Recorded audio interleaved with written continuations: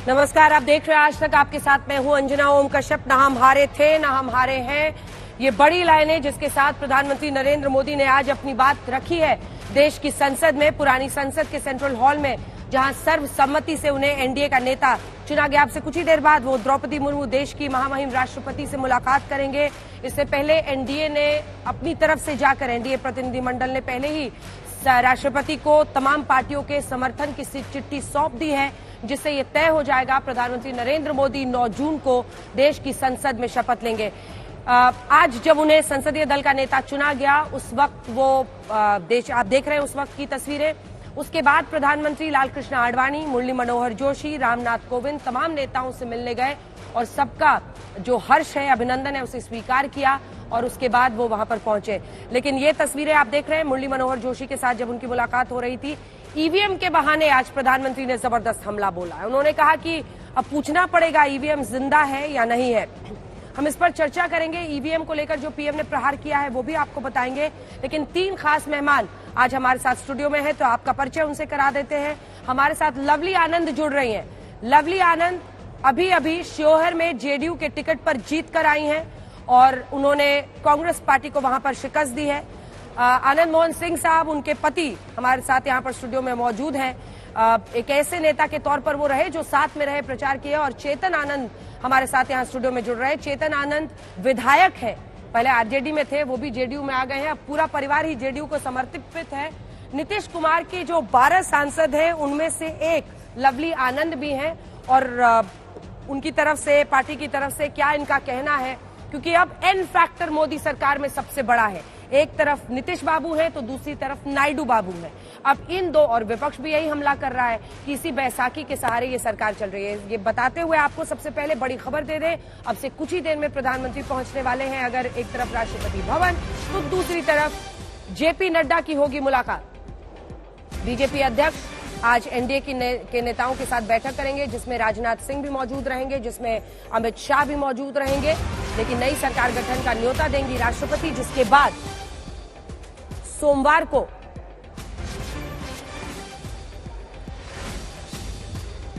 वो शपथ लेंगे 9 जून को।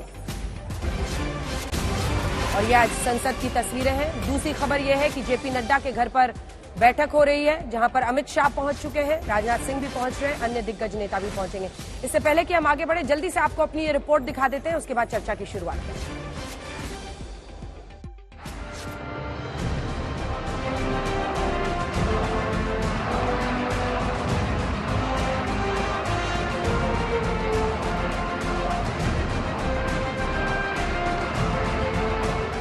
प्रधानमंत्री नरेंद्र मोदी आज सर्वसम्मति से लगातार तीसरी बार एनडीए के संसदीय दल के नेता चुन लिए गए।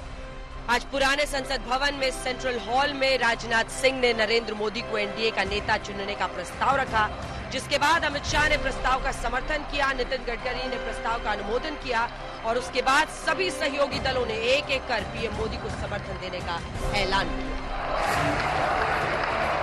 जल्दी से जल्दी आपका काम शुरू हो जाए, शपथ ग्रहण हो जाए। अब आप इतवार को करने वाले हैं, तो हम तो चाहते थे कि आजो हो जाता तो अच्छा था, लेकिन आपकी जब इच्छा है। Today India is having right leader, right time, that is Narendra Modi ji. मैं उस माटी का वृक्ष नहीं जिसको नदियों ने सींचा है। बंजर माटी में पलकर मैं मृत्यु से जीवन खींचा है। मैं पत्थर पर लिखी इबारत हूँ, शीशे से कब तक तोड़ोगे।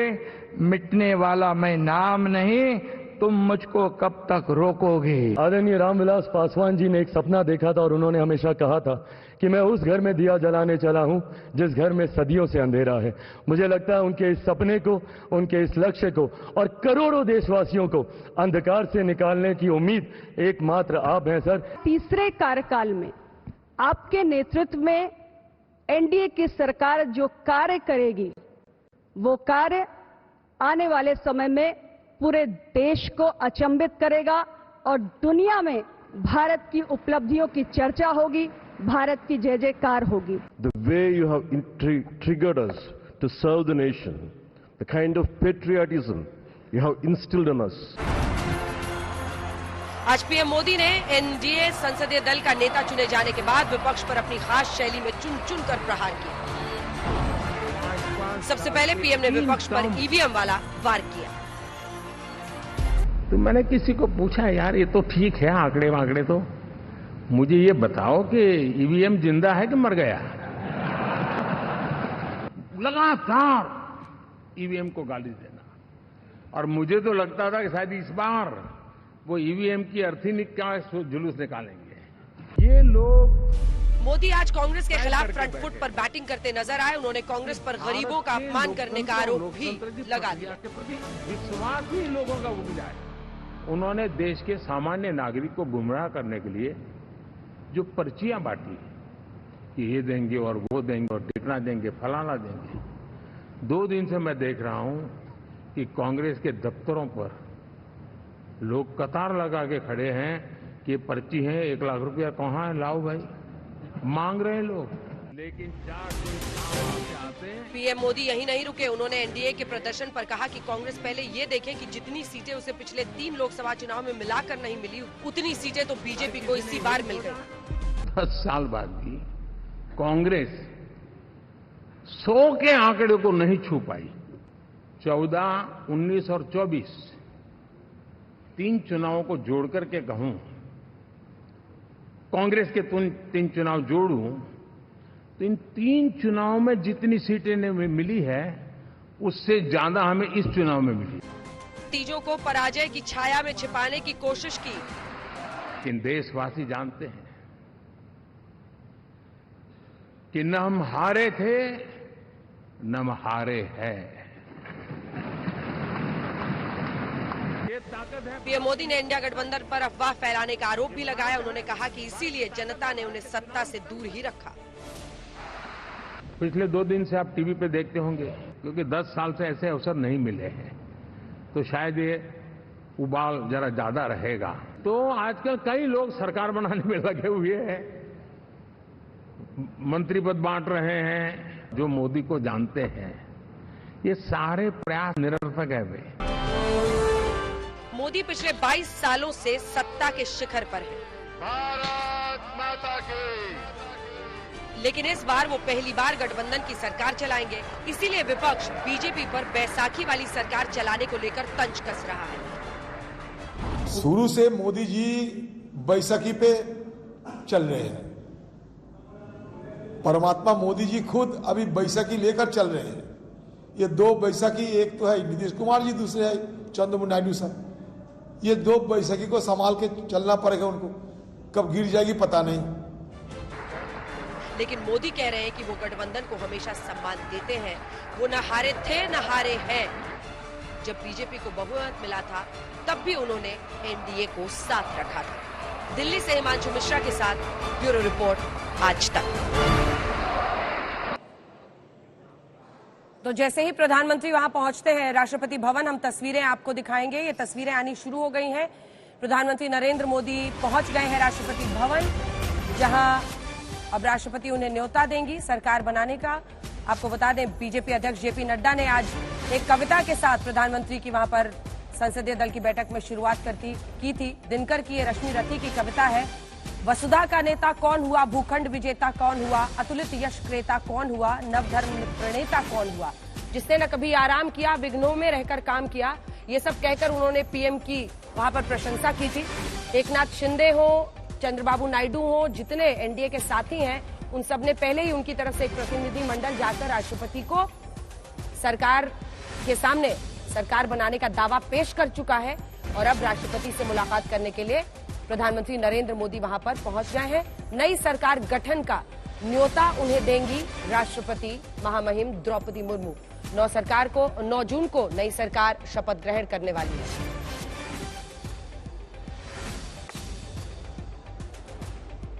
तो ये तस्वीरें आपको दिखाते हुए पूरी चर्चा की शुरुआत करते हैं। आज हमारे साथ हल्ला बोल के शो में 2 ऐसे सांसद हैं जो उस वक्त वहां पर मौजूद थे जब आज प्रधानमंत्री को संसदीय दल का नेता चुना गया। एक तो राज्यसभा के सांसद सुधांशु त्रिवेदी जी हमारे साथ हैं ही, लेकिन जैसा कि मैंने आपको पहले कहा 3 खास मेहमान यहाँ स्टूडियो में है, जिसमें लवली आनंद जी भी यहाँ पर मौजूद हैं। लवली आनंद जी शोहर से सांसद चुनी गई हैं जेडीयू के टिकट पर। अतुल लौंडे पाटिल साहब हमारे साथ जुड़ गए हैं, जो कि कांग्रेस पार्टी का पक्ष रखेंगे। राजीव रंजन जी जेडीयू की तरफ से, हमारे साथ मलूक नागर साहब जुड़ गए हैं आरएलडी की तरफ से, और सुनील सिंह हमारे साथ जुड़ गए समाजवादी पार्टी की तरफ से। लेकिन सुधांशु जी, आपके पास भी जाने से पहले, लवली आनंद जी आपके पास मैं आना चाहती हूँ। सबसे पहले ये बार बार कहा जा रहा है कि ये तो 2 बैसाखियों वाली सरकार है। आपने सुना अधीर बाबू कह रहे हैं कि 2 बैसाखी पर मोदी जी की सरकार टिकी हुई है, जिसमें एक जेडीयू है और एक टीडीपी है, नीतीश बाबू की पार्टी, एक चंद्रबाबू नायडू की पार्टी। तो इस पर क्या जवाब देंगे? कई लोग भरोसा करने से थोड़ा सा डरते हैं नीतीश बाबू पर। देखिए, आप लोग तो जान ही रहे हैं, विपक्ष के पास ना कोई मुद्दा है, ना कोई सिद्धांत है, ना प्रधानमंत्री के लायक कोई चेहरा है। तो ये लोग तो इस तरह का बात करेंगे ही करेंगे। और आप सभी लोग देखें कि जनता ने किस तरह से विपक्षी को नकार दिया, और वहाँ पर नरेंद्र मोदी जी के इसमें और 5 गठबंधन का जो मिला हुआ है सपोर्ट मोदी जी को, और सबने साथ दिया है बिहार की जनता ने। तो ऐसे लोग के पास क्या है कहना, जिसके पास कुछ मुद्दा ही नहीं, तो यही सब कहेंगे, उल्टा पुल्टा बोले। आज तो देखे भी कि नीतीश कुमार जी ने भी कह दिया कि हमने पूरे ताकत से, पूरा ईमानदारी से हम लोग नरेंद्र मोदी जी को गठबंधन का जो है नेता चुन रहे हैं, एनडीए का। तो इस तरह से बोला गया, तो विपक्ष के पास तो कुछ मुद्दा है नहीं, तो यही सब बोलते रहेंगे, उस पर कोई ये नहीं करेगा। जनता ने उन लोग को नकार दिया है, खास करके बिहार में नकार दिया है, इसलिए उन लोग के पास कुछ मुद्दा नहीं है। ठीक है, मैं लौटूंगी। हालांकि पिछली बार से एनडीए की सीटें घटी हैं, लेकिन आनंद मोहन जी, उसके बाद में सुधांशु जी आपके पास आ रही हूँ। आनंद मोहन जी, नीतीश बाबू पर भरोसा करने से सब डरते हैं, तो इसकी तो वजह है ना, इधर से उधर इतनी बार वो गए हैं कि उन पर यकीन नहीं होता है किसी को। सुधांशु जी को भी नहीं हो रहा होगा। देखिए, असल में नीतीश जी बिहार को सामने रख करके, बिहार के हित को सामने रख करके कोई फैसला लेते हैं। 16 वर्षों में उन्होंने जो कुछ किया, एक अंधे युग से, जंगल राज के चंगुल से निकालकर बिहार को विकासशील राष्ट्र, ये प्रदेश के रूप में स्थापित किया, ये एक बड़ी बात है। अब विकसित प्रांत के लिए जरूरी है, वक्त है, मौका है, विशेष राज्य का दर्जा। इसलिए मैं तो ये कहूँगा, इस पर केंद्र को भी गंभीरता से सोचना चाहिए, ये बिहार का हक बनता है। और मंत्रालय की बात बहुत चल रही है। केसी त्यागी कभी कहते हैं कि देखिए, पहले तो हमें रक्षा मंत्रालय, नागरिक उड्डयन मंत्रालय, सड़क परिवहन मंत्रालय, बहुत सारे मंत्रालय मिले थे, हेवी वेट। ये मंत्रालय के बारे में मैं क्या कुछ कह सकता हूँ।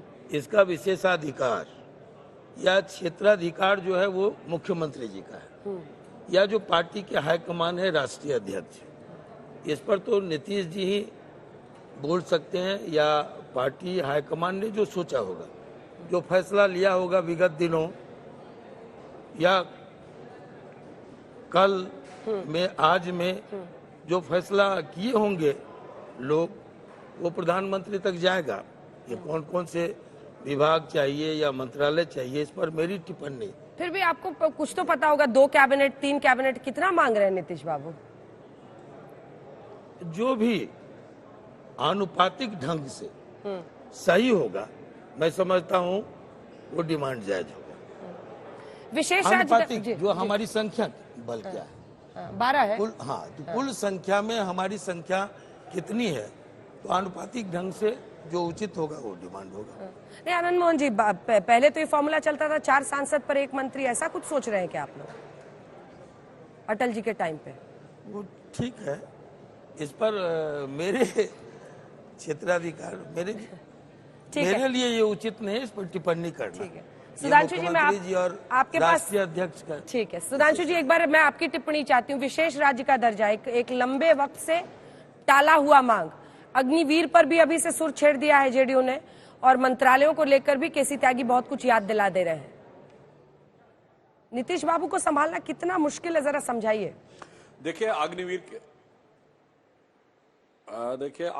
के संदर्भ में केसी त्यागी जी ये बात बोल चुके हैं कि उन्होंने ये नहीं कहा है कि इस योजना को समाप्त करने की बात कही। उन्होंने कहा उसकी समीक्षा की बात है, तो कोई भी योजना होती है उसमें जो जो वो चीज आगे बढ़ती है उसके बारे में समीक्षा होती रहती है। जैसे आपको याद हो आबकारी नीति लागू की थी जेडीयू की सरकार ने बिहार में हम लोगों के साथ, तो कई बार उस पर भी प्रश्न उठे। उन्होंने कहा ठीक है उसके बारे में भी कहीं पर लगेगा कोई चीज सुधारने की जरूरत है तो वो करते रहेंगे। जहां तक डिपेंडेबिलिटी की बात है तो मैं बताना चाहता हूं 29 साल हो गए जेडीयू से गठबंधन हुए, 29 में 26 साल ये हमारे साथ रहे। अब बताइए उसके बाद उनको किस बात पे लग रहा है कितने साल उनके साथ रहे, और कांग्रेस के साथ तो कभी नहीं रहे। अब आइए दूसरी बात, चंद्रबाबू नायडू जी अटल जी की सरकार के समय में रहे और मोदी 1 में रहे। मोदी 2 में स्थिति उनकी ऐसी थी कि लोकसभा में उनके सांसद बहुत कम थे और राज्यसभा के उनके सांसद हमारे साथ थे। तो अगर आप देखिए तो एनडीए की 3 सरकारों में 2 सरकारों में चंद्रबाबू नायडू जी हमारे साथ रहे और नीतीश कुमार जी 29 साल में 26 साल हमारे साथ रहे। अब इस डिपेंडेबिलिटी को लेकर जानते हैं कौन लोग ख्याली पुलाव पका रहे हैं? वो जिन्होंने इस चुनाव का अद्भुत विश्लेषण किया है, जो माननीय प्रधानमंत्री जी ने बोला कि 3 चुनावों में मिला के कांग्रेस को उतनी सीट नहीं मिली जितनी हमको सीट मिली है। तो वही वाली बात जो मैंने पहले भी बोली थी कि जैसे एक बच्चा होता है जो टॉपर होता है, जिसे होता है डिस्टिंक्शन मार्क्स मिलने, और उसे डिस्टिंक्शन ना मिले और भले ही वो फर्स्ट क्लास पास हुआ हो तो उसे मायूसी होती है, और दूसरा बच्चा जो लगातार फेल हो रहा हो और एक बार ग्रेस मार्क्स पाके पास हो जाए तो वो खुशी के मारे फूला नहीं समाता है। तो वो स्थिति है। इसीलिए आप देखिए कि 3 चुनावों के बाद भी 2.5 अंक न छूने पर कांग्रेस के लोगों के चेहरे पे कितनी चमक है, उनकी आवाज में कितनी खनक है और उनके रुतबे में कितनी धमक है। ऑन दी कॉन्ट्रेरी 240 सीटों पाकर भी हमारे चेहरे पे थोड़ी मायूसी है, क्योंकि अब जनता भी उनको अलग तरीके से देखती, हमको अलग तरीके से। और 1984 के बाद से 40 सालों में 240 सीटें कांग्रेस को एक बार भी नहीं मिली है। नरसिम्हा राव के जमाने में 232 मिली थी जब वो जीत के आए थे, बाद में बाई इलेक्शंस होते होते वो 240 तक पहुंच गए थे। तो आप सोचिए 40 साल में वो 240 तक नहीं पहुंचे हैं और हम उनके हिसाब से उसको 240 से पहुंचना हार है। तो मुझे लगता है कि इसके बारे में भी जनता सारी चीजें देख रही है और उचित विवेचन करेगी। और अंत में एक बात और जो प्रधानमंत्री जी ने बहुत गंभीर बात कही, चुनाव परिणाम आने से पहले जिस ढंग से बयान दिए गए कि लोग वहां पे इकट्ठा हो जाना, कोई कह रहा लाठी डंडे लेके आना, तो कोई बयान दे रहा है कि अगर परिणाम गड़बड़ हुए तो बहुत भयानक प्रतिकार होगा। मुझे लगता है कि अब ईमानदारी से कांग्रेस पार्टी और विपक्षी दलों को कहना चाहिए कि राजनीतिक नफे नुकसान के तराजू पे तौल पे लोकतंत्र की गरिमा को हम ध्वस्त नहीं करेंगे। जो निर्णय होगा उसे ईमानदारी से स्वीकार करेंगे। ठीक है, मैं बाकी मेहमानों को चर्चा में शामिल करूंगी, लेकिन उससे पहले एक एक सवाल मेरा आप लोगों के लिए है। चेतन जी, आप आरजेडी के बागी विधायक हैं। मेरा प्रश्न आपसे ये है कि कांग्रेस की जो वहां पर उम्मीदवार थी जिन्होंने एक टफ फाइट दिया, लगभग 28,000 आरजेडी की उनको 28,000 वोट से इन्होंने हराया। मेरा प्रश्न आपसे ये है कि इस बार बिहार में देखिए 12 सीटें जेडीयू की आई, 13 आई, 12 बीजेपी और आरजेडी की आई है। क्या वजह रही कि पिछली बार की परफॉर्मेंस को एनडीए रिपीट नहीं कर पाया? उपेंद्र कुशवाहा ने भीतर घात की भी बात की है, आपका क्या आकलन है? आप भी ग्राउंड पर देखिए, जो भी चीजें हैं उसको एक बार सभी लोग समीक्षा तो करेंगे ही। क्या हुआ क्या नहीं हुआ, लेकिन आई थिंक ये जो 30 हम लोग लेकर के आए हैं ये अपने आप में एक क्या कहते हैं बहुत बड़ी बात है और ये बहुत बड़ा आंकड़ा है। अगर 40 में से 30 अगर कोई जीत रहा है तो वो दिखाता है कि एनडीए बिहार में कितना ज्यादा स्ट्रांग है और जो जनता है बिहार की वो एनडीए को ज्यादा स्वीकार रही है। अगर आप देखिएगा जंगल राज को जो है पूरी तरीके से वहां की जनता ने नकार दिया। लेकिन 4 सीटें तो आई उनकी, तो 4 ही सीट आई। पिछली बार तो 0 था ना नंबर, पिछली बार 0 था। नहीं, जब 250 बार हेलीकॉप्टर जगह जगह गए, हाँ 2 लोग घूम रहे थे, बाकी किसी को जो है उन लोगों ने तवज्जो नहीं दिया, उसी का परिणाम है कि इतना मेहनत करने के बाद भी 4 ही सीट पे वो लोग अटक गए। ठीक है, इससे पहले कि मैं अगला सवाल लवली जी आपसे करूं, ये तस्वीरें आ रही है, प्रधानमंत्री नरेंद्र मोदी राष्ट्रपति द्रौपदी मुर्मू से मिले हैं और अब क्योंकि एनडीए ने अपनी तरफ से ये बहुत तस्वीर दिलचस्प है क्योंकि ओडिशा से ही राष्ट्रपति भी हैं और भगवान जगन्नाथ की वहां पर प्रतिमा, उन्होंने छोटी मूर्ति वहां पर दी है। और ये देखिए सरकार बनाने का न्योता, राष्ट्रपति से प्रधानमंत्री नरेंद्र मोदी की मुलाकात है और महामहिम राष्ट्रपति ने ये जो भेंट दी है उन्हें, इसमें भगवान जगन्नाथ की छोटी मूर्तियां हैं और इसी के साथ ये वो इनविटेशन लेटर, क्योंकि अब सरकार बनाने की प्रक्रिया शुरू होगी और शपथ लेंगे अपने कैबिनेट के साथ प्रधानमंत्री नरेंद्र मोदी 9 जून को। ओडिशा में इस बार पूर्ण बहुमत के साथ विधानसभा में बीजेपी की सरकार बन रही है और प्रधानमंत्री भी जब जीत के बाद बीजेपी दफ्तर पहुंचे तो उन्होंने जय जगन्नाथ के साथ अपने भाषण की शुरुआत की थी और यहां पर राष्ट्रपति भी उनको वही सर्टिफिकेट, वो चिट्ठी देती हुई आमंत्रण की और अब सरकार बनाएंगे प्रधानमंत्री नरेंद्र मोदी। तीसरी बात, एक बार फिर से मोदी सरकार बनने की स्थिति। ये फूलों का गुलदस्ता भेंट कर और उसके बाद से भगवान जगन्नाथ की मूर्ति और उसके बाद से ये न्योता जो उनके सरकार को आमंत्रण है उनके नेतृत्व में सरकार बनाने का, 9 जून की तारीख तय की गई है शपथ ग्रहण के लिए।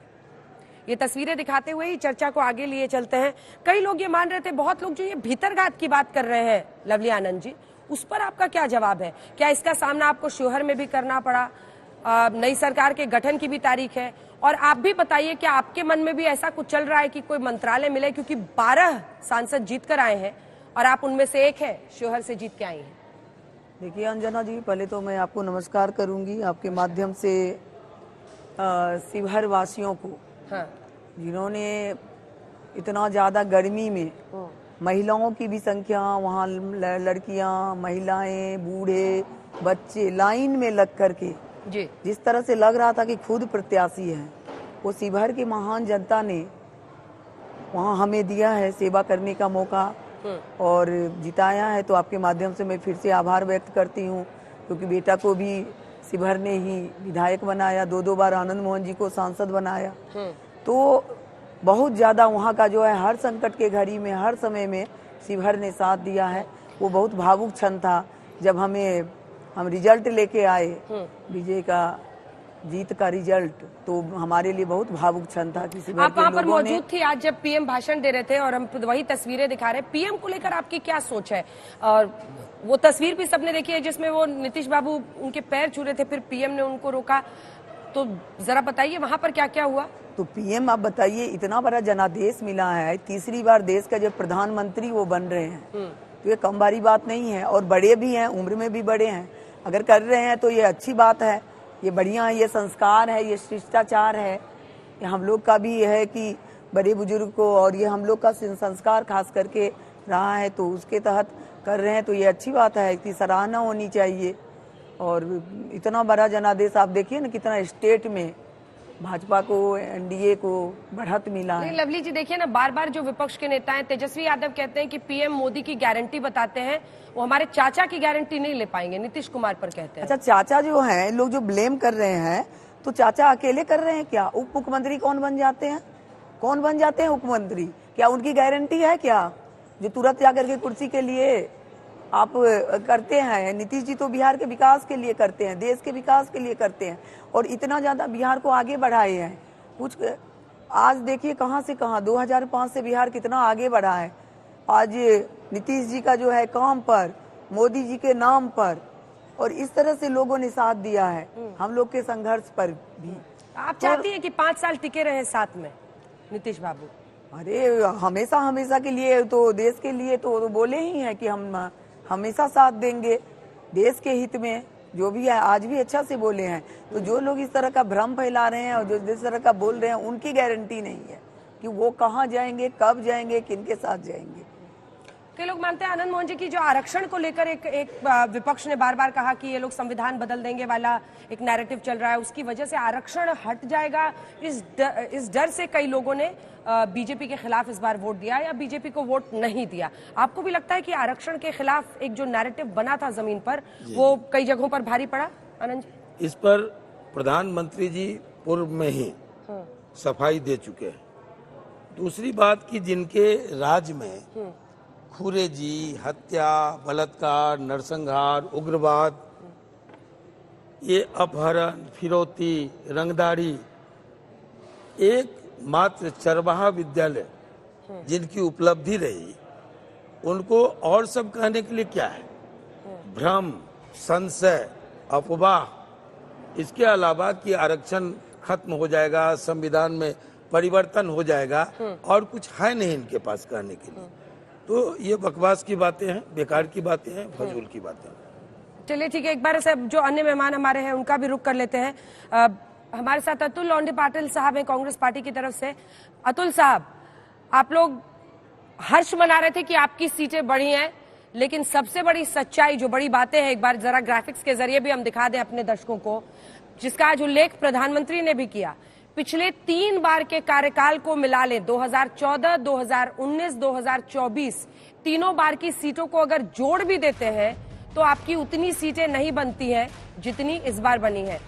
रिकॉर्ड तीसरी बार पीएम बन रहे हैं नरेंद्र मोदी। इससे पहले जवाहरलाल नेहरू बने थे, लेकिन लगातार 3 बार सीएम और फिर पीएम, पहले गैर कांग्रेसी जो तीसरी बार पीएम बनेंगे। इसी के साथ जो तीसरा बड़ा पॉइंट कहा जा रहा है वो ये है, 7 अक्टूबर 2001 से लगातार वो सत्ता में ही है, चाहे मुख्यमंत्री बनकर गुजरात के रहे हो या फिर प्रधानमंत्री रहे हो। लगभग 22 साल का वक्त निकल चुका है जब से वो पावर में है। 8,277 दिन तक केंद्र और राज्य सरकार में वो रह चुके हैं मुखिया। थोड़ा जल्दी दिखाइए, उसके बाद से हम आपको दिखा देंगे वो जो टोटल सीट टैली है। ये देखिए, सरकार के मुखिया के तौर पर उन्होंने नेहरू का रिकॉर्ड तोड़ा है। जो दिनों का रिकॉर्ड है वो हम बता रहे हैं आपको। पिछले 3 चुनावों में कांग्रेस की सीटों का जोड़ भी बीजेपी से कम है। और आखिरी पॉइंट जो है इसमें, जल्दी से दिखा दीजिए, वो है एमपी, ओडिशा, तेलंगाना में बीजेपी का अभी तक का सर्वश्रेष्ठ प्रदर्शन रहा है। तो बहुत सारे रिकॉर्ड्स भी इस बार 2024 के नतीजों में है। अब हम आपको सीट टैली दिखाएंगे, तो ये वाला देख लीजिए। और इस पर अतुल जी आपका जवाब लेना चाहते हैं। 240 सीटें अगर बीजेपी की है इस बार, आपका 3 बार का सीट नंबर भी जोड़ लें, आज पीएम ने इसका उल्लेख किया, तब भी आप 240 नहीं पहुंचते हैं। अतुल जी। अंजना जी, मैं अपेक्षा करता हूं कि आप सब लोग धैर्य से मेरी बात सुनेंगे और मुझे थोड़ा वक्त देंगे। काफी समय के बाद आया हूं। तो पहले तो मैं निषेध करना चाहूंगा देश के प्रधानमंत्री का कि महाराष्ट्र में जिस तरह की मुंह की खाई है, उसका बदला उन्होंने सदन के परिसर से हमारे आराध्य दैवत छत्रपति शिवाजी महाराज, डॉक्टर बाबा साहब अम्बेडकर और फुले जी का पुतला जो है वो हटा दिया। उसका सबसे पहले मैं महाराष्ट्र के तरफ से बहुत बहुत निषेध करता हूं। अब रही बात, आपने एक टैली बताई, मैं भी एक आपको टैली बताता हूं। 1951 से 51-52 से जितने चुनाव हुए, वो सारे चुनाव के कांग्रेस के आप टैली कर लो और बीजेपी की टैली कर लो, जनसंघ मिलाकर, जनता पार्टी मिलाकर, भारतीय जनता पार्टी मिलाकर, आधे के आसपास भी नहीं आएंगे। अब आनंद मोहन भाई साहब बात कर रहे थे यहां पर लूटमार की, रंगदारी की, वगैरह वगैरह, मुझे सब पता है। आजीवन कारावास से लेकर सारी बातें जो है मैं जानता हूं। लेकिन मुझे दुख हुआ कि आज तीसरी बार प्रधानमंत्री पद की शपथ लेते या प्रधानमंत्री पद के कैंडिडेट चुने गए, वो इलीगल है। एक्चुअली उन्होंने पहले अपने संसदीय दल की बैठक बुलानी चाहिए थी भाजपा की, वो बुलाई नहीं है। वो कॉन्स्टिट्यूशनल है, एनडीए को कोई कॉन्स्टिट्यूशनल स्टेटस नहीं है। 2014 के बाद कोई एनडीए नहीं था। एनडीए के जो अकाली दल से लेकर, शिवसेना से लेकर, एआईएडीएमके के सारे छिटक गए थे। बाद में वो जोड़ा गया 2023 के बाद, ये जानकर कि हार हो सकती है तो ऐसे लोग जोड़े गए 25, जिसमें 0 सांसद थे। 7 ऐसे दल है जिनका 1 ही सांसद था, 2-4 दल ऐसे जिनके 2 सांसद थे। तो ये भी इनकी सच्चाई है। अब ये देश के प्रधानमंत्री आज भाषण दे रहे थे, कम से कम संविधान के बारे में बात कर रहे थे, तो सर्वधर्म समभाव की बात कर रहे थे। आज बड़ी आश्चर्यजनक बात थी, क्योंकि पूरे चुनाव में वो हिंदू मुसलमान के अलावा कुछ नहीं कह रहे थे। मुजरे तक आ गए थे, घुसपैठिए कह रहे थे, क्या क्या सारी भाषा जो है उन्होंने इस्तेमाल किया। और आज झूठ भी बोल दिया, क्योंकि झूठ बोलना उनका तो फितरत रही है। उन्होंने कहा आधार कार्ड का विरोध करते। आधार कार्ड तो हमने लाया है, विरोध तो आप करते थे। आपने कहा था पुतलियां ले लेंगे। यूपीआई की बात करते हैं, यूपीआई तो 2010 में लॉन्च हो चुका था। तो झूठ बोलने से भी बाज नहीं। और गुड गवर्नेंस और जितना भी उन्होंने भाषण दिया है, वो भाषण देश के तीसरी बार शपथ ले रहे हुए या तीसरी बार प्रधानमंत्री बनने जा रहे हुए व्यक्ति का नहीं था। वो उस व्यक्ति का था जो नफरत से भरा हुआ है। वो उस व्यक्ति का था जिसके पास देश का कोई विजन नहीं था। और मैं तो ये भी कहूंगा, आपने 3-4 सांसद गांव गोद लिए हैं, उसका विकास नहीं कर सके। और देश की बात करते हो तो देश का किसान, देश का युवा, जिस दिन देश के नतीजे आ रहे थे लोकसभा चुनाव के, उसी दिन नीट का चुनाव का नतीजा आ रहा था और लाखों हमारे विद्यार्थी जो है उसमें भी घपले की बात कर रहे थे। सिलसिला जारी है। तो देश को कौन सा विजन दिया आज प्रधानमंत्री, जब आप एनडीए के नेता चुने गए, प्रधानमंत्री बनने जा रहे, देश को कौन सा विजन दिया? आप तो आपने 3-4 गांव लिए, वो उसका भी डेवलपमेंट नहीं हुआ है। तो विजन कुछ नहीं है, बस एक भेद की नीति पर आप आज चलते आ रहे हैं, नफरत की नीति पर चलते आ रहे हैं। तो यही बात है कि आज आपको सर्वधर्म समभाव की बात करनी पड़ी है, आज आपको संविधान की बात करनी पड़ी है, आज आपको लोकतंत्र की बात करनी पड़ी है, और आज आपको सबको लेकर चलने के लिए मजबूर किया है। तो मैं सुधांशु जी को भी ये बात कहना चाहूंगा, आप इतिहास मत बताइए, और कम से कम अतुल लोंढे पाटिल बैठा है तब तो इतिहास न बताइए। परिस्थिति के अनुरूप हर चीज का आकलन होता है लोकतंत्र में और राजनीति में। नहीं तो मैं तो पुराना निकल सकता हूं कि 0.3% से जनसंघ शुरू हुआ है, तभी नकार दिया था। ठीक है अतुल जी, आज पीएम ने ईवीएम पर भी बोला है, उसकी भी मैं प्रतिक्रिया चाह रही थी। ईवीएम पर पीएम ने बोला है कि देखिए अब ईवीएम पता नहीं जिंदा है या मर गया ये मुद्दा। ऐसा कि मैं भी ये सवाल उनसे कर सकता हूं कि इस देश का चुनाव आयोग जिंदा है या मर गया है, क्योंकि आपने तो उसको भाजपा का चुनाव आयोग कर दिया है। लोकतंत्र जो बेसिक संविधान का बेसिक जो स्ट्रक्चर है, वो बेसिक स्ट्रक्चर में लोकतंत्र अहम है। और लोकतंत्र क्या है, तो कोई भी निर्णय जो है वो बहुमत से होना चाहिए। फिर आपने इस देश के उच्चतम न्यायालय के मुख्य न्यायाधीश जो चयन समिति में एक है, उनको हटाकर अपना जूनियर मंत्री बनाने की कोशिश की, बना दिया है। तो ये तो आपने लोकतंत्र पे चोट पहुंचाई है। और दूसरी बात, जीवीएल नरसिम्हा जी ने एक किताब लिखी थी ईवीएम पे, जिसकी प्रस्तावना अडवाणी जी ने लिखी थी। तो मेरा कहना या कांग्रेस का कहना हरदम से ये रहा है, आपने 11 दिन के बाद बताया, सारे चीजें लेकर हम गए और सुधांशु ने कहा हम लठ लेके खड़े रहेंगे। 11 दिन के बाद बताया है, C17 फॉर्म कई जगह मैच नहीं हो रहे थे, वो करने पड़े हैं, कई जगह मजबूर किया है। फिर भी आपने बॉम्बे की एक सीट जो है 121 वोट जो आपने रिजेक्ट हो चुके थे बैलेट पेपर के, उसको गिनवाए हैं कलेक्टर से दूसरी बार, और जो हुआ है वहां पर अभी हम कोर्ट में गए उसके। तो ये विश्वासार्हता की अभी बात है जो नहीं हो पाई है और उसको हमने उठाया। तो आप ये गलत नहीं कह सकते इस चीज को, जो चीजें हैं वो जनता के सामने है। और आपने जो भी वायदे किए थे, जो विजन की बात करते हो, तो आपने 10 साल में सबको घर दे देंगे, किसान का आय जो है वो 5 साल में दुगनी होने वाली थी, आप एमएसपी देने वाले थे, आपने किसानों के 7 से 25 किसानों की जान ले ली है, कील ठोके है। ये सारा इतिहास आपका 10 साल का है और अभी पेड़ उखड़ना शुरू हुआ है, क्योंकि सच्चाई जनता के सामने आई है। तो ये जीत की जो बात है ना, जो कह रहे थे कि इतने कम सीटें आए, हमारे पास 100 ही सीटें आए, फिर भी हमारे चेहरे पे मुस्कान क्यों है? तो हमारा उद्देश्य था इस देश का संविधान, इस देश का लोकतंत्र बचाना। और आज इस देश के प्रधानमंत्री से जिन्होंने 10 साल हिंदू मुस्लिम किया है, उनके मुंह से सर्वधर्म समभाव की जो बात निकली है ना, वो बात आज उनको मनवानी पड़ी है। ये चुनाव का नतीजा है। हर बार नंबर में ना गिनिए, नंबर में गिनेंगे तो बहुत बड़े दिक्कत में आ जाओगे। आधे भी नंबर नहीं है, 18 चुनाव निकालेंगे ना, आधे भी नंबर नहीं, आसपास भी नहीं। ठीक है, मैं लौट रही हूँ अब आपके पास। मलुक नागर साहब, सबकी चर्चा इस बात पर हो रही है कि आज आपके नेता क्यों नहीं सामने बैठे थे? 2 सांसद हैं उनके, जरा आप ही बताइए क्या हुआ। देखिए, चर्चा कुछ नहीं हो रही है। कुछ कांग्रेस के नेताओं ने जो ट्वीट किया, जो चर्चा कर रहे हैं, या हमारे समाजवादी के लोग जो चर्चा कर रहे हैं, उन्हें गिरेबान में झांकें और देखें मध्य प्रदेश के चुनाव को। जो वहां पे जो अपने कांग्रेस के नेता, जो वहां के कमलनाथ जी जो चीफ मिनिस्टर रहे हैं, जो कहते हैं हटाओ अखिलेश पखलेश को, ये उनको नहीं देखते। ये चौधरी चरण सिंह जी को नहीं जानते। चौधरी चरण सिंह जी किसानों के नेता, जमीन पे बैठ जाते थे, खेतों में बैठ जाते थे, अपने कपड़ों के कभी नील टीनो पार नहीं लगाते थे। चौधरी अजीत सिंह के कभी नील टीनो पार नहीं लगा। चौधरी जैन जी भी आज जो कपड़े पहनते हैं, मैं अंजना जी आपको बताना चाहता हूं, वो नील टीनो पाल प्रेस कभी नहीं करते, ऐसे ही रहते हैं। तो आज जनता देख रही है, जो कुर्सी पे बैठने के लिए भागते हैं उनको नीचे बैठा देते हैं, जो सामान्य रहते हैं उनको ऊपर बैठा देते हैं।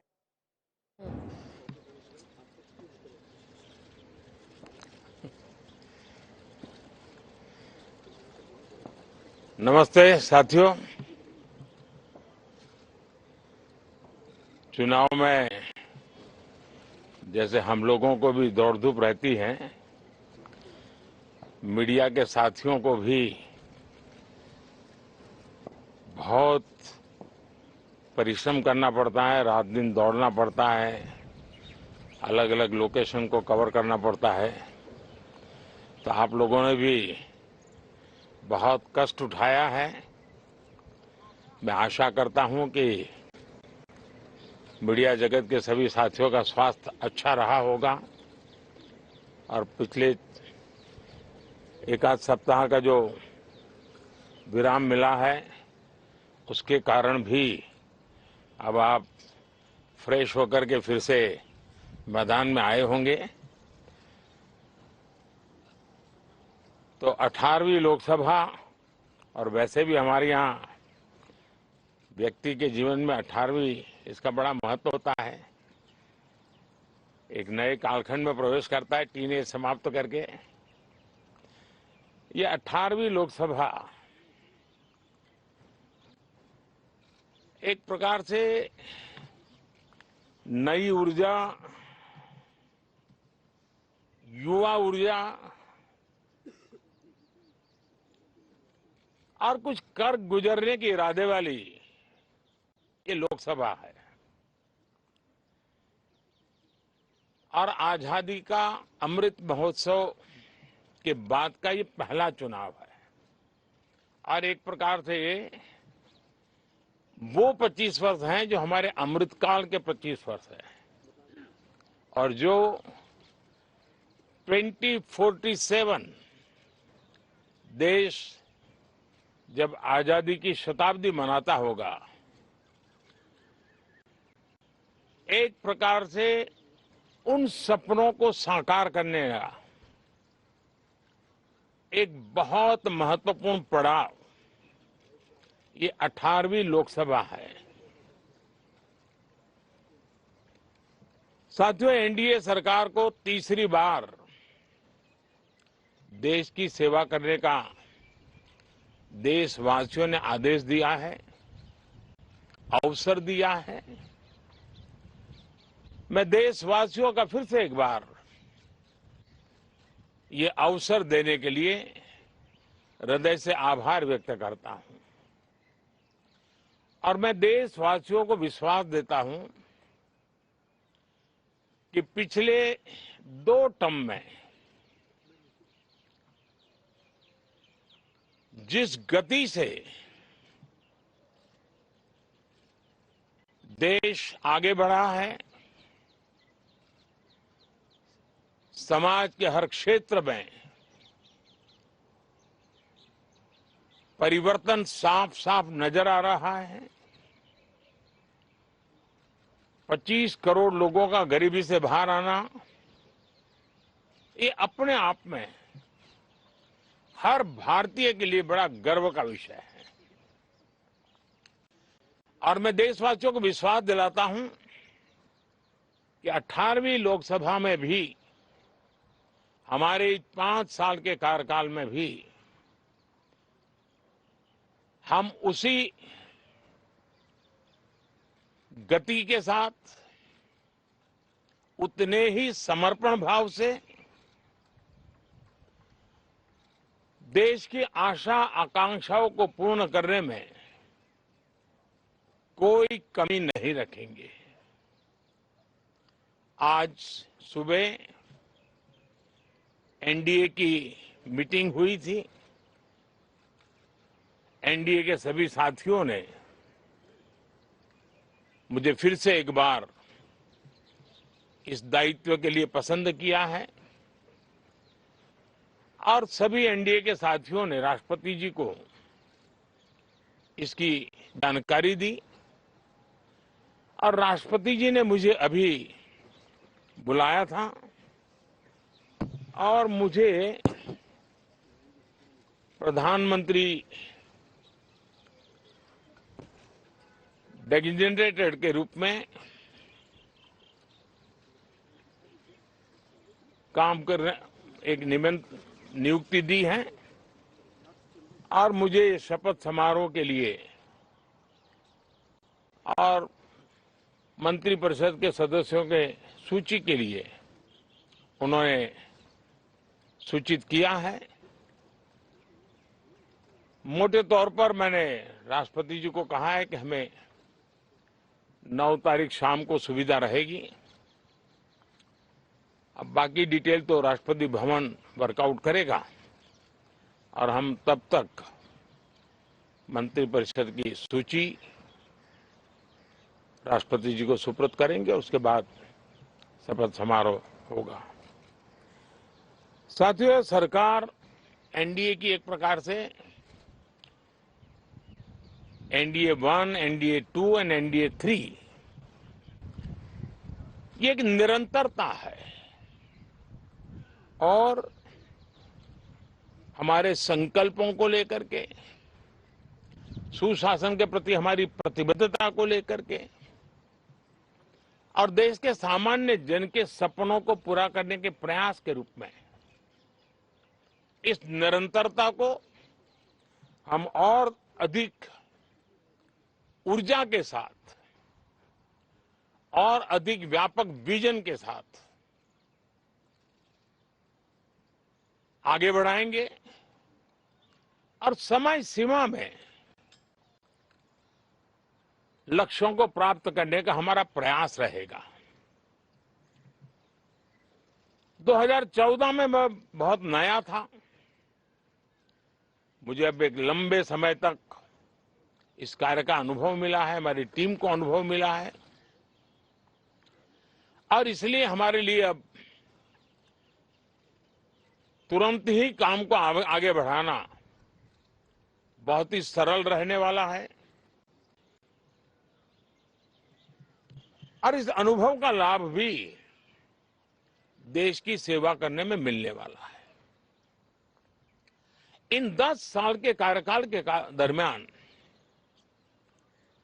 भारत की वैश्विक जो छवि बनी है, दुनिया के लिए एक विश्व बंधु के रूप में भारत उभरा है, इसका मैक्सिमम एडवांटेज अब शुरू हो रहा है और मुझे पक्का विश्वास है ये 5 वर्ष वैश्विक परिवेश में भी भारत के लिए बहुत उपयोगी होने वाले हैं। दुनिया अनेक संकटों से गुजर रही है, अनेक तनावों से गुजर रही है, अनेक आपदाओं से गुजर रही है। ऐसी विकट परिस्थिति दुनिया ने बहुत लंबे अरसे के बाद देखी है। हर देश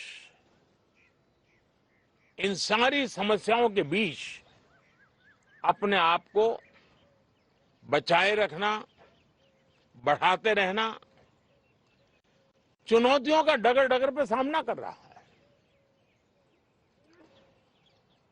हम भारत वाले लोग, हम भारतवासी खुद नसीब हैं कि इतने बड़े संकटों के बावजूद भी हम आज विश्व की सबसे तेज गति से बढ़ने वाली इकोनॉमी के रूप में जाने गए हैं।